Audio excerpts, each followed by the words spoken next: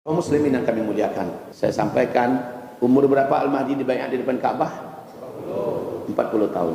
Dan Rasul memberikan petunjuk kepada kita, Al-Mahdi akan lahir dengan tanda-tanda alam di Jazirah Arabia. Dia akan lahir pada tahun di mana bulan Ramadannya terjadi 2 kali gerhana. 1 bulan Ramadan terjadi 2 kali gerhana, dan itu di Jazirah Arabia. Dunia sudah menyaksikan kejadian ini dan tercatat dalam sejarah kita. Tahun 1981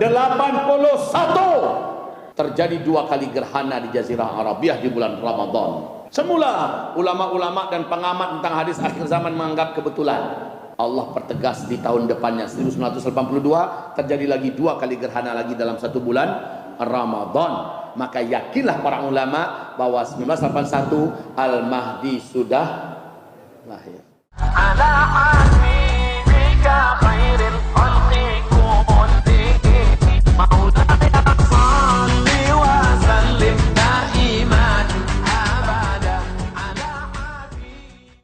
Marilah kita puji Allah dan kita bersyukur kepada Allah. Alhamdulillah bi ni'matihi tatimmus salihah. Salawat beserta salam juga kita haturkan dan kita hadiahkan buat kekasih Allah dan kekasih kita bersama Sayyidina Muhammad Rasulullah sallallahu alaihi wasallam. Ma'asyiral muslimin wal muslimat, Bapak Ibu sekalian, ada 3 sosok manusia Pak di akhir zaman.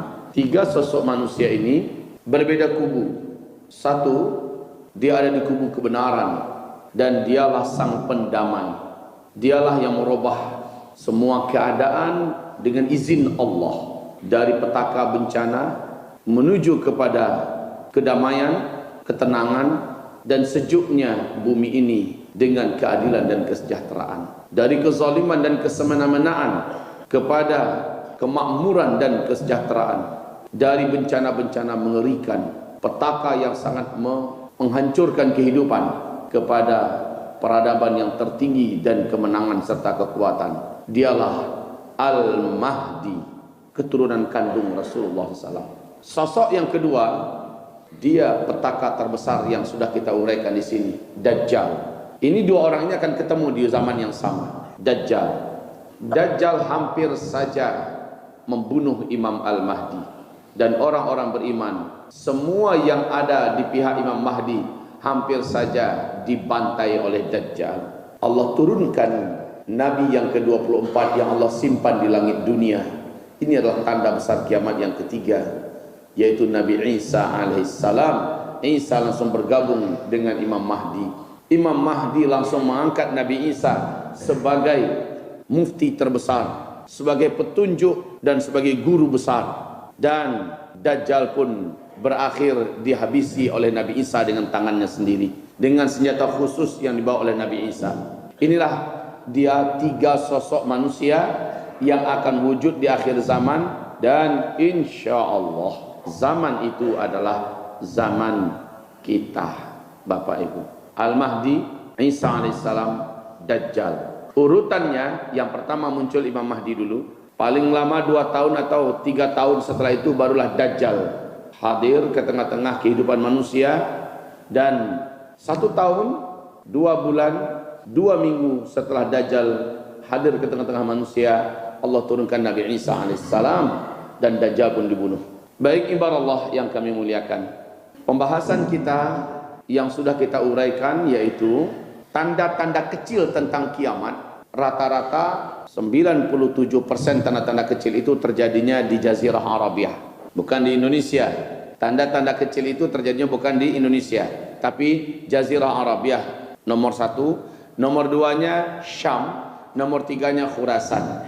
Jadi semua tanda-tanda kecil kiamat itu terjadinya di Timur Tengah secara global. Sekarang yang terbaru kita saksikan di Timur Tengah, khususnya di Arab Saudi, mulai menghijaunya padang-padang pasir yang ada, bukit-bukit yang ada, sungai-sungai yang kering ratusan tahun atau ribuan tahun sudah mulai dialiri oleh air yang banyak.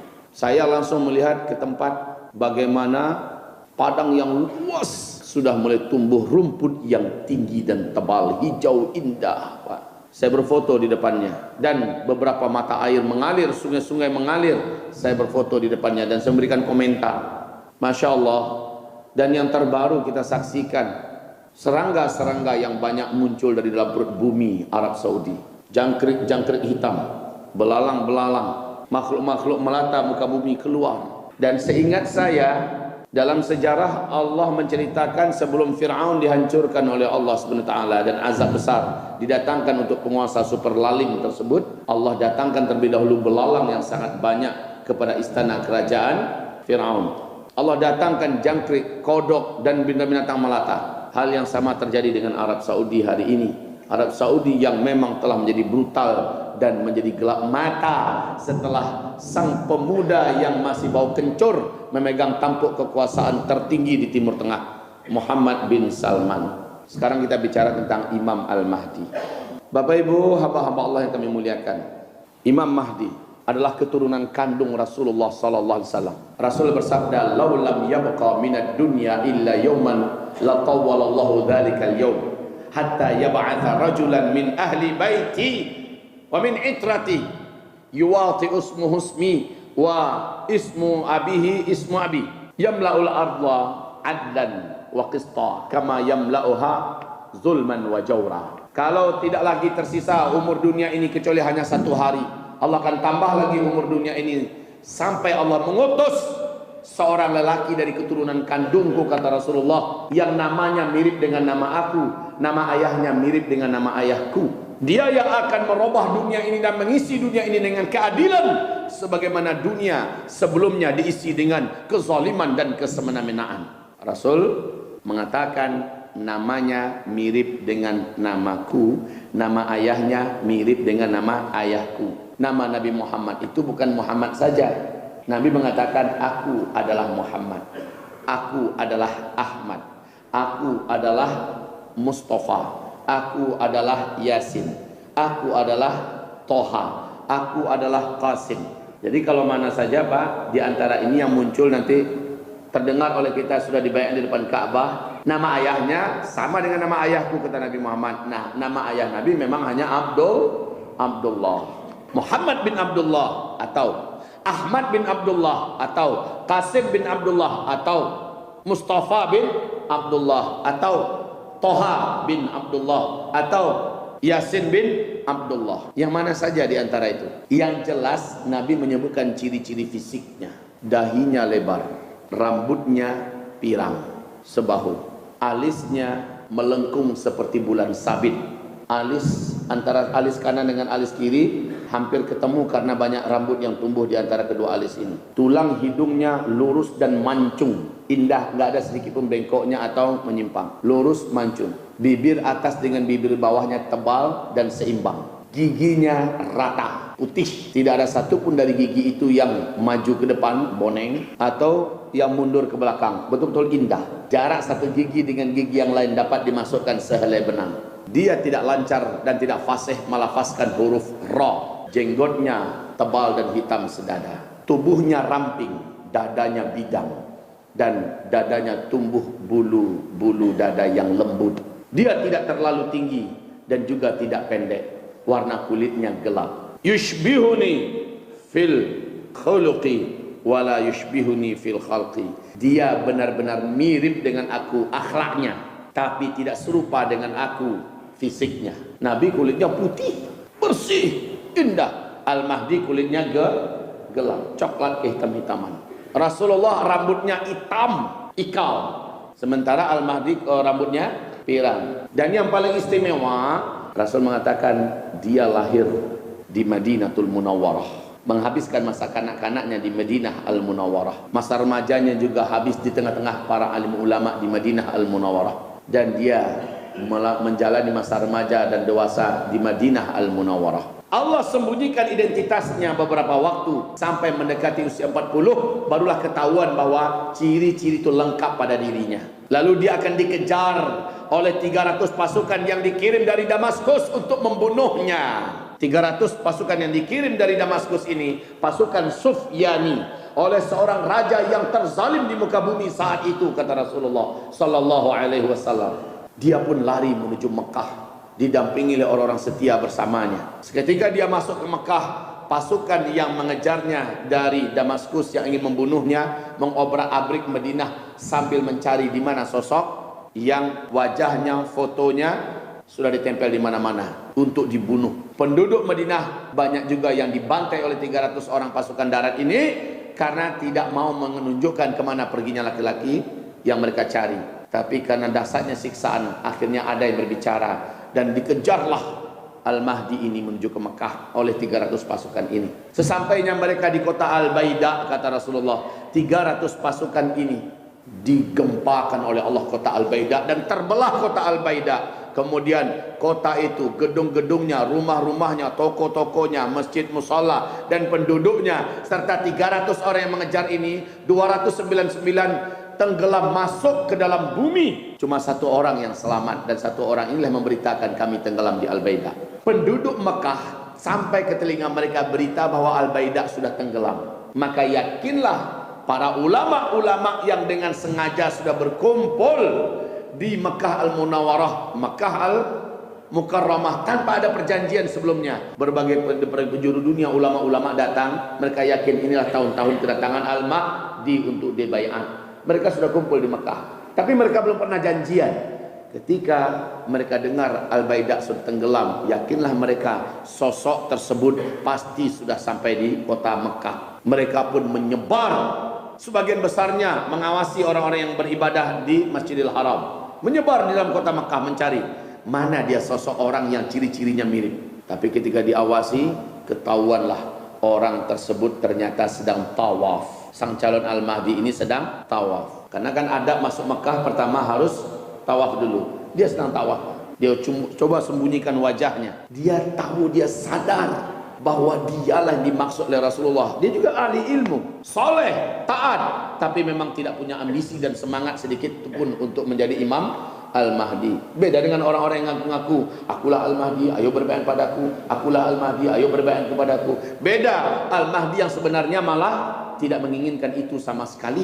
Kaum muslimin sedang dia tawaf, dia pun ditangkap oleh orang-orang soleh dari kalangan ahli ilmu seluruh dunia. Dan terjadilah perdebatan yang alot dan ulet. Hari pun menjadi malam. Lelaki yang kelak akan dibaiat menjadi Al-Mahdi ini masih terus berkata, carilah orang lain. Kalian salah orang, bukan saya. Saya hanya kebetulan dengan ciri-ciri yang mirip, carilah orang lain. Namun karena alim ulama ini menelusuri sejarahnya, nasabnya sampai kepada Hasan bin Ali, kamulah orangnya. Bentangkan tanganmu untuk kami baiat, kata para ulama ini. Hanya engkau yang dinubuatkan oleh Nabi Muhammad bisa menghentikan semua kekacauan di muka bumi ini. Hanya engkau yang bisa menghentikan semua kezaliman yang dirasakan oleh kaum muslimin dan mukminin dan Islam di muka bumi. Hanya engkau. Dia terus berkata, demi Allah, carilah orang lain yang lebih tepat, bukan saya. Namun terakhir para ulama ini mengancam. Apa kata ulama? Jika engkau tidak mau kami baiat, engkau yang akan menanggung dosa seluruh orang-orang yang zalim kepada Islam dan kaum muslimin. Karena menurut Rasulullah hanya engkau yang bisa menghentikan itu semua. Jika engkau tidak mau kami baiat, tanggung olehmu dosa-dosa para penzalim di muka bumi ini. Mendengarkan itu, cemaslah sosok yang mulia dan agung ini. Dan beliau berkata, izinkan aku malam ini bermunajat dengan Rabbku. Maka dikepung ia oleh para ulama dan orang-orang soleh agar nggak lari. Dia pun bermunajat, menangis sejadi-jadinya, mohon petunjuk. Dia nggak tahu apa yang harus dibuat. Tidak tahu karena tidak mengerti masalah kepemimpinan.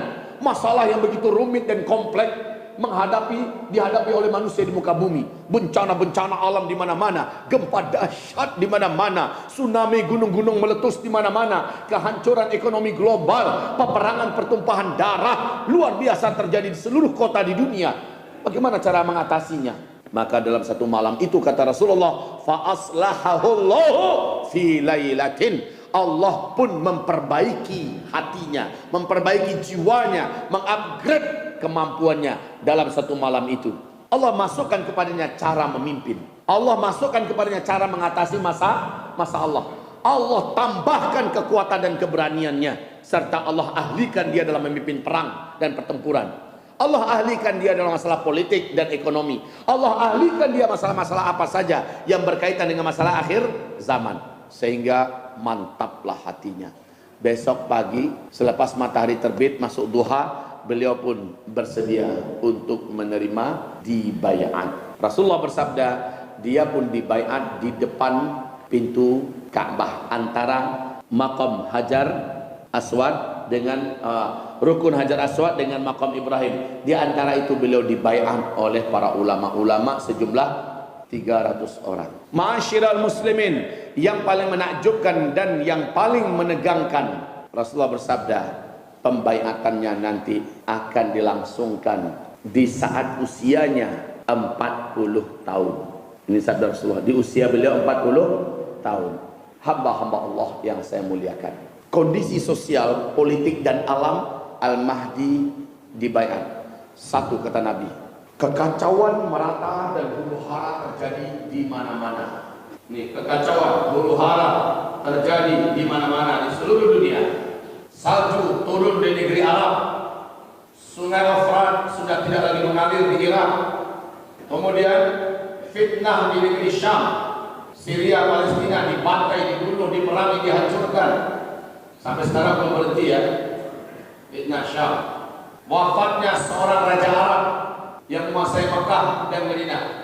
Ini jelas Arab Saudi maksudnya. 3 putra mahkota keturunan yang nanti akan saling berperang untuk memperebutkan siapa yang sebenarnya berkuasa di Mekah, Madinah dan Arab Saudi. Nah, inilah dia, Raja Salman, Pangeran Salman, Pangeran Tolar, Pangeran Mukrim. Anak-anak mereka sekarang ini sudah mulai bergaduh dan bahkan mulai mengarah pada pertumpahan darah. Kemudian ini adalah tahun bencana. Arab Saudi mulai 1440 sudah masif dengan bencana-bencananya. Betul tidak? Yang banjir, yang badai, yang kemarin ini, masya Allah. Jadi tahun-tahun bencana, gempa. Sekarang Arab Saudi belum lagi gempa, banjir, tsunami di mana-mana, gunung-gunung meletus. Kemudian terjadinya dan puncaknya nanti ini adalah kehancuran ekonomi global yang menyebabkan manusia akan saling berbunuh-bunuhan, kemarau ekstrim, ya, dan ini menyebabkan makanan jadi langka di muka bumi. Orang akan berbunuh-bunuhan dan perang yang banyak menewaskan kaum lelaki. Nah, kaum muslimin yang kami muliakan, inilah satu tahun ini bersamaan ini. Satu tahun ini bersamaan petaka-petaka alam ini. Baru kemudian seorang lelaki yang berjiwa mulia, dicintai oleh orang-orang beriman satu muka bumi, dibunuh. Yang menyebabkan orang beriman satu muka bumi marah, kesal dan marah. Seluruh malaikat di langit juga marah karena lelaki berjiwa mulia ini mati dengan cara dibunuh. Siapakah orang ini? Dan kata Rasulullah, Allah pun menghibur orang-orang beriman setelah terbunuhnya lelaki berjiwa mulia ini. Dengan terdengarlah oleh mereka Al-Mahdi sudah dibaiat, mereka pun akhirnya berbondong-bondong untuk bergabung dengan Imam Al-Mahdi. Pertanyaannya, siapakah lelaki yang punya nafsu zakiyah berjiwa mulia ini? Hanya mereka ini orangnya yang punya jasa yang besar kepada Islam dan kaum muslimin saat ini. Dan dia dikenal dan dicintai oleh orang-orang beriman satu dunia. Tidak ada orang beriman yang soleh yang tidak kenal dengan 5 orang ini. Dan satu bumi ini mencintainya. Orang-orang beriman ya, tapi orang munafik benci dengan beliau. Siapakah mereka? Yang pertama, Zakir Naik. Zakir Naik luar biasa jasanya untuk Islam. Jutaan orang masuk Islam gara-gara dia.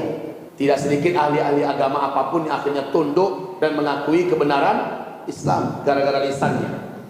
Yang kedua, Presiden Persatuan Ulama Seluruh Dunia, Profesor Dr. Yusuf Al-Qardawi. Akhir-akhir ini beliau semakin lantang menyuarakan kebenaran. Dan beliau aslinya orang Mesir, dilindungi di Qatar. Yang ketiga yang punya jasa besar dan memiliki posisi yang strategis, yaitu Raja Salman. Raja Salman luar biasa.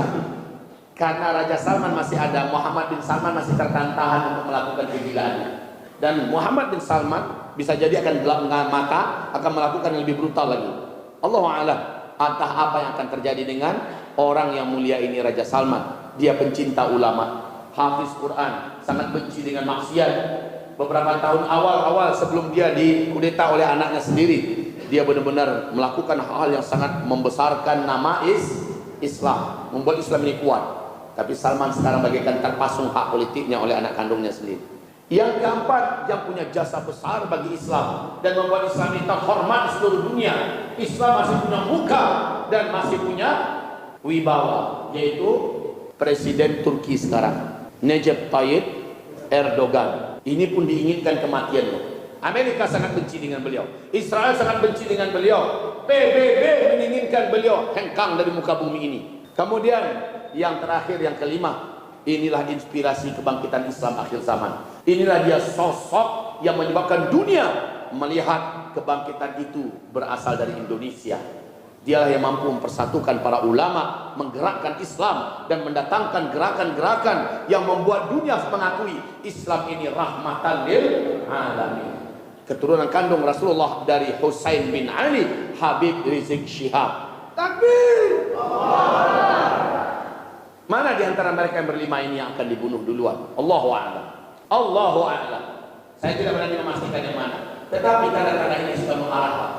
Nah, kaum muslimin yang kami muliakan, Rasulullah bersabda sallallahu alaihi wasallam, Al-Mahdi muncul di tahun-tahun, coba lihat ini, tahun gempa-gempa, banjir, gunung-gunung meletus, ekonomi hancur, kemarau ekstrim melanda dunia, perang di mana-mana, dan pada tahun itu juga meteor menghantam bumi, ya.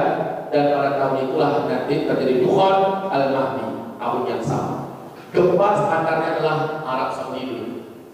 Kalau gempa Indonesia baru sekedar petunjuk, tapi gempa di masa Rasulullah adalah gempa di Arab Saudi.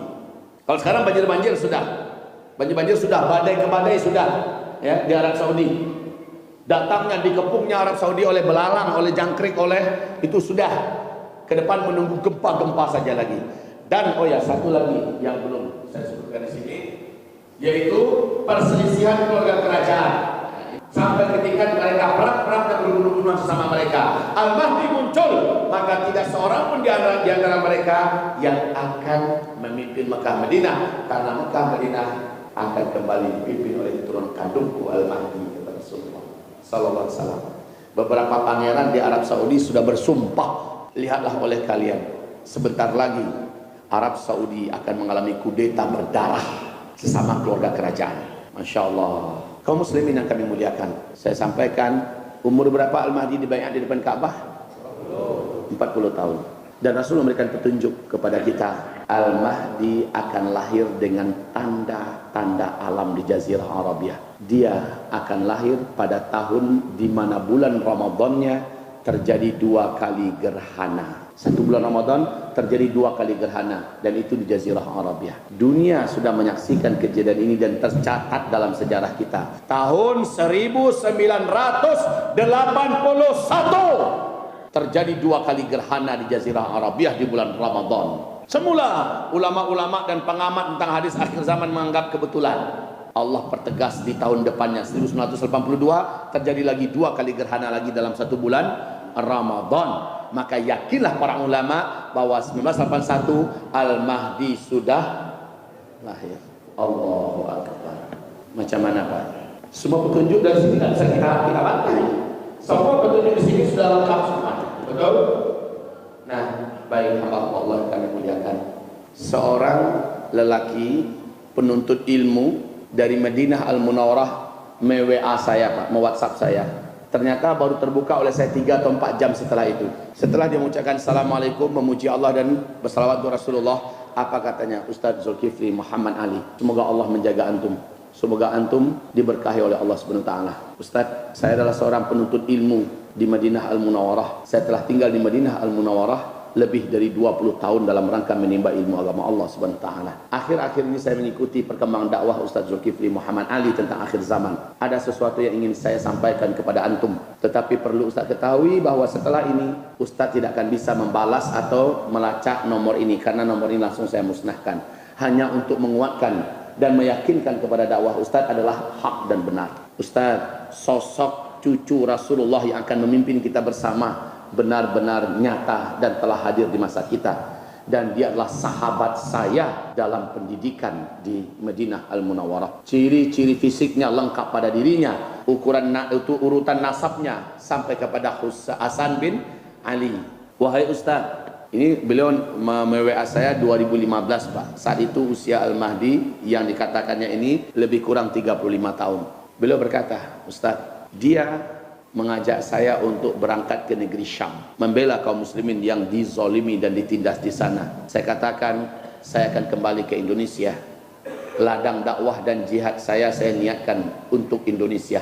Maka apa katanya? Jika demikian, katakanlah kepada umat Islam, umat Nabi Muhammad yang beriman di Indonesia, bahwa saya telah diberi petunjuk oleh Allah dengan mimpi yang benar. Bumi ini tidak lama lagi akan mengalami hantaman besar dari ruang angkasa. Saya melihat bumi menjadi gelap gulita segelap-gelapnya. Kemudian semua teknologi yang ada di muka bumi tidak ada satupun yang bisa berfungsi. Dan manusia setelah itu seluruhnya serentak keadaannya. Seluruh orang kaya sama-sama seperti orang miskin menjadi miskin. Tidak ada lagi tersisa orang kaya. Seluruhnya dalam keadaan menderita dan merana semuanya. Miskin semua. Pada masa itu kata beliau, saya melihat orang-orang banyak yang berbunuh-bunuhan di mana-mana. Pintu-pintu jihad terbuka. Dekat lagi waktu kita. Terakhir saya katakan kepadanya, insya Allah pada saat itu engkaulah yang akan memimpin kami. Karena ciri-ciri Al-Mahdi itu lengkap pada dirimu. Apa katanya? Mudah-mudahan bukan saya orangnya. Mudah-mudahan kalian salah. Fulan bin Fulan lebih berhak daripada diri saya. Fulan bin Fulan lebih berhak lagi daripada diri saya. Semoga bukan saya. Saya hanya ingin syahid di Syam. Saya hanya ingin syahid di Syam. Kemudian kami pun berpisah. Ini kata beliau. Dan saya tidak tahu bagaimana perkembangan beliau saat ini. Begitu katanya. Ustaz, lanjutkan dakwahmu. Istiqomahlah. Semoga Allah membantu. Demikian. Assalamualaikum warahmatullahi wabarakatuh. Habis itu baru saya baca. Terkejutlah saya membacanya. Kemudian saya coba memburunya dengan saya balas. Memang sudah tidak ada lagi nomor tersebut. Nah, kaum muslimin ala kulli hal, ini orang benar atau tidak, jujur atau tidak, saya tidak bisa memastikan. Hanya saja saya sudah membaca WhatsApp seperti itu. Tetapi petunjuk-petunjuk dan tanda-tanda yang sudah saya paparkan dan saya uraikan di mana-mana makin menguatkan bahwa sosok tersebut memang sudah ada. Nah, sekarang banyak umat Nabi Muhammad yang menyangka-nyangka Muhammad Qasim yang di Pakistan itulah calon Al-Mahdi. Karena mimpinya yang sangat banyak dan menceritakan tentang apa-apa yang akan terjadi. Mimpinya tentang Rasulullah, sudah lebih 300 kali berjumpa dengan Rasulullah. Ini kata Muhammad Qasim. Tapi saya sampai hari ini tidak yakin dan bahkan tidak percaya Muhammad Qasim yang lahir di Pakistan dialah yang akan menjadi Al-Mahdi kelak. Tidak percaya saya, Pak. Kenapa tidak percaya? Kata Nabi lahirnya di Madinah, ini Pakistan. Tapi dia tidak berjenggot. Imam Mahdi mengatakan dia terus rambutnya hitam. Sementara kata Rasulullah rambutnya pirang. Habis itu akhlaknya seperti akhlakku kata Rasulullah. Dia orang biasa, bukan ahli ilmu. Al-Mahdi itu ahli ilmu. Hidupnya di tengah-tengah para ulama. Makanya Muhammad Qasim tidak. Baik Bapak Ibu, makanya kalau kita ada ilmu kita tidak begitu mudah percaya.